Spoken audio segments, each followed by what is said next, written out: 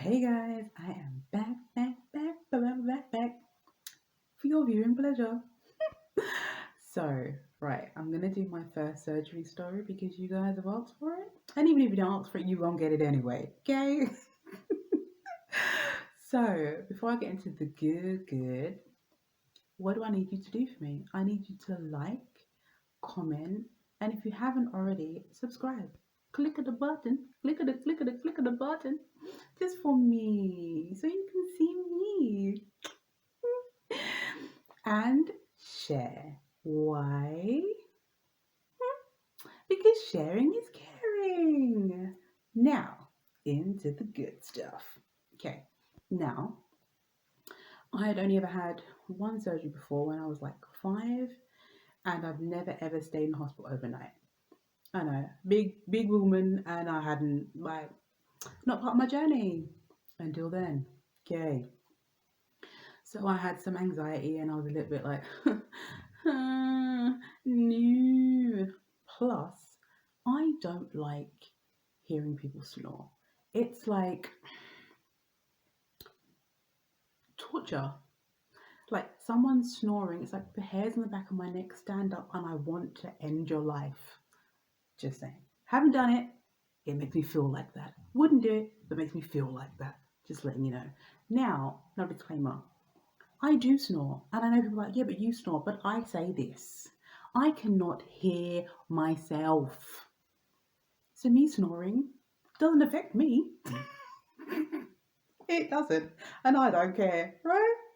So my thing was, oh, I'm going to be on a ward with strangers. Like, I don't know these people. They could snore, they could do whatever. Like, no, mommy, no. Anyway, that you would think, like, really, the fact that you're actually going to surgery can be cut open, blah, blah, blah. No. No, mine was snoring and sleeping around strangers. Anyway, so I've now built myself up for that. I had a conversation with my mom, and I'm like, right, we're gonna plan this. Okay, so I got the dates through, and it was a Friday. Okay, so mom was gonna take me a Friday morning, and then I would get a bed, and then I'd have the surgery on the Friday, and then they would then I would stay overnight to the Saturday, and they was like, oh, you should be able to go home like Saturday evening. So I'm like, this right? Okay, so just so we're on the Saturday evening. Okay, right, cool. Anyway, so I'm like, okay, I think I can do this. Right. Now they sent a letter saying you need to have like a pre-op appointment, and realistically it was just going to be like, they just do some tests, take some blood, blah blah blah blah blah. Okay, cool. I was fine with this. Now I was at my flat, fine, got ready.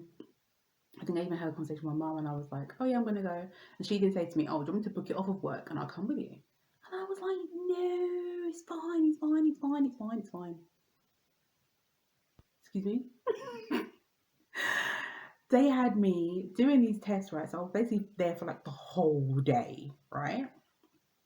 And then I did like the blood test, did all that, did the MRSA, did the weigh-in, did the question of are you pregnant, and you name it. They did this, right? Then I had to sit down in with the not with my actual gynecologist, with another gynecologist consultant lady. I had to have a sit down conversation with her, and then I'm like, this is a lot. No one told me all this was gonna happen. Like, I'm signing consent forms, and I'm like, I didn't get this memo. I need my mummy. I didn't get the memo. Okay, but I bossed up. I got through it. I'm like, okay, cool. Anyway, so when I was in with the nurse, she's like, oh, right, so you're able to come back today. And I'm thinking, why? What for? And she's like, oh, yeah, so we can secure you a bed. And I was like, no, They said Friday. They said Friday, so I'm gonna come tomorrow with my mom. She's gonna bring me for the surgery. She's like, no, because we have to secure you a bed, and just in case someone else comes in, we want to make sure that we have the bed for you, because if we don't have a bed, we won't be able to do the surgery. I'm like, um, okay, thinking, what the, what the? This is not what I planned. This is not what I planned, ma'am. Ma'am, no, ma'am, no. I was like, okay, but my mommy was gonna bring me. I was like, no, but I have to say yes so I can get the surgery, and then we can be on the way to recovery, and then we can all be like, hey, endometriosis is gone. Like I said, this is surgery number one. Anyway, so I'm like, right, okay, this is interesting. Right. So then I was like, I need to call my mom. Um, and then I was like, okay, cool. Come on. I was like, Mom, they're telling me about coming in today. Like, this wasn't the plan. They want me to come back today for, I think it was like 7. Um, so I was like, well, I've got to. So then now my plan was to pack my bag Thursday night. Okay. So now all this is all finished. I've done everything there with them, and I've now gone home, packed my bag, then got on the train and gone back to the hospital. The stress. So now I'm getting checked in again now, all by myself. It was a little lonely, not gonna lie. I was like, mommy. Anyway, so then got checked in, and then I was in a room with just one other lady. I was like, oh, this is better. It's not a private room, you know, not a private room. But one other person I can cope with. This is fine. And you know what? I was blessed because she was absolutely lovely. She wasn't there for endometriosis, she was there for something else, but she was just such a lovely person. Even when her partner came, I think they got me like a drink and stuff like that, whatever. But it was nice that she was so sweet. So then I had to spend my first night in the hospital. Yeah, that really sucked. That really sucked. But I did it. And then Friday morning came, and I said to my mum, oh, there's no point in you coming. You might as well come after the surgery. So then I had, finally, the times changed when they said, oh, yeah, you can come this time, whatever. Anyway, they took my favourite bra. Yeah, right? So I remember saying, oh, okay, I didn't realise that you had to get completely starkers. I'm like, well, you're not doing anything with the boobs, babes. Yeah? Starting with the boobs, okay? So I can keep my bra on in it, you know? I'm gonna just keep them up and, oh, hello. And then I got there and they were like, oh, you take your bra off, and did you take your bra off? I was like, no. And they was like, is it underwear? I was like, yes. And then they were like, that's got to go, babes. And I'm like, nobody told me this. But okay, cool. Then it's like, it's fine, you can get it back afterwards. Right. I never saw that bra again. Bye bye bra, bye bye. Never saw it again. Okay. So can we just have a moment for the bra? Okay. Right, so going through the surgery, I was out for really long. Like, honestly, it was actually quite a long surgery, to be fair. And then I remember when I came round and then I saw my gynecologist, and he was like, oh, okay, it was successful. We did keyhole, which keyhole surgery is where they basically make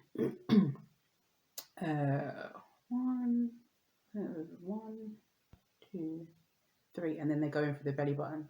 So they basically fill your belly with air, and then they go in with like a camera slash laser, whatever it is, but it's not a full cut. So he was like, oh, so the cyst that you had in there, it was the size of a large orange. I was like, did feel a little bit fruity. I was just like, a whole orange I was carrying around with me, and I had no idea it was that size. I knew I was in the pain. The pain matched the orange. Yeah, the pain matched the size of an orange. It totally matched, like 110%. But I didn't realize that the cyst I had in there, that I basically filled that much, and I was just like, what? What on earth? I've been carrying around this whole time. And then, so I had that out. And then what I was led to believe, which is one of the things of which I think I was done a disservice, is that you are led to believe that this surgery is going to be, that's it. You're fixed. You tell people like, oh, it's just this surgery. Yeah, I'm done. I'm good. On to the next stage of your life. Endo free. Baby, no. No, baby, no. No, baby, no. It's just the beginning. Yeah, in the beginning. Okay? So I had obviously told work, and I was like, yeah, this surgery, yeah, cool. After this, we're good to go. Now, like I said, it was one of many. Okay? And the pain, even though, yeah, they did those little eyelid slits in my stomach, the pain, I wouldn't wish that on anybody. When my mum driving over the speed bumps, it felt like she was trying to destroy my whole life. Oh, I swear, at that point I felt like Hulk. I could have jumped out of the car and just ripped up the freaking speed bumps. Why are they there? Why are they there? Okay? They don't think about people that have had surgeries or have back pain. Like, they don't think about these things when they put these things in the road. Like, oh yeah, that was a very slow, bumpy ride home. Yeah, it was not the one. But like I said, there was many surgeries to go, but I did plenty firsts. I'm going home, and do you know what the funny thing is? I'm gonna let you guys into a little secret here, okay? If anybody from my old job is watching, they're gonna be like, "You went where?" I'll be like, "Yes, I did." So, like, without giving all the logistics, yeah, I ended up going to Barbados to recover. Trust me, I don't know how I did this, because when I don't look at myself and I think to myself, hold on, you are a freaking superwoman, okay? Because I managed to go to Barbados to recover. Thank you, Dad. And also it was my birthday. Like, I had my birthday in Barbados as well. But that was the best recovery. Like, that one was real good. Been able to go into the seawater helping my wounds. Trust me. Yeah, that was the best ever. The best.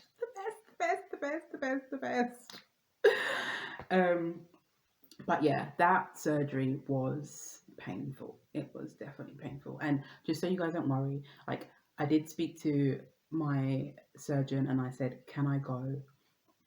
And the first lady was like, oh, yeah. And then my actual surgeon who was doing the surgery, he was like, right, it's for your birthday. I'll give you some injections so you don't get blood clots. And so you can go. So that was the first time ever having to inject. Was that the first time? Yes. That was the first time having to inject myself with injection. I'd never done that before. yeah, that was the first time. So a lot of firsts. First time finding a piece of fruit inside me. Feeling like a fruit market. Hey, got bananas? No, I got oranges. Anyway, yeah, and having to inject myself before I got onto the plane, and then also when I was flying back, I had to inject myself again, so to make sure that I didn't get blood clots. But yeah, I can't. Many people can't say that, but I had the surgery. I soldiered it. It was a lot, and then I jumped on a plane and I recouped in Barbados, and I'll be ever grateful for my daddy. Thanks, Dad. Um, yeah, that was the best ever. But like I said, the false sense of security that we're led to believe that that surgery is it. Now, that's my first surgery. I can then tell you about my second surgery. It goes on, guys. It goes on. It does. So until next time, I don't know what I think. Hmm. Next, I'm going to give you guys something else, but I'm not going to tell you what it is. But there's more surgery stories, so you got loads to choose from. And yeah, make sure you like, comment, subscribe, and you share my videos. Share them because sharing is caring, and you guys love me because I love you. Can you feel it? Can you feel it?